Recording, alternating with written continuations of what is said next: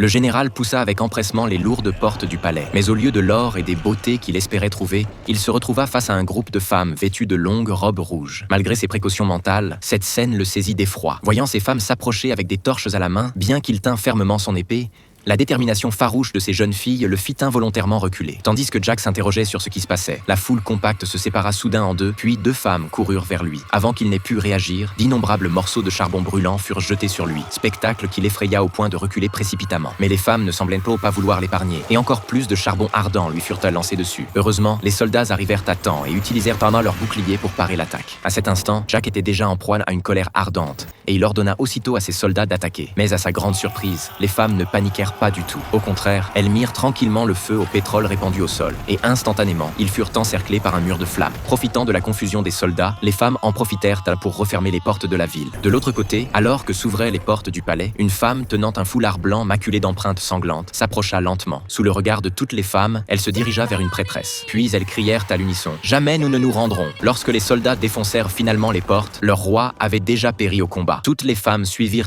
les pas d'Anna et s'élancèrent en avant sans la moindre hésitation, tandis que devant elles s'étendait une mer de flammes. Elles défendirent à leur manière la dignité de leur pays.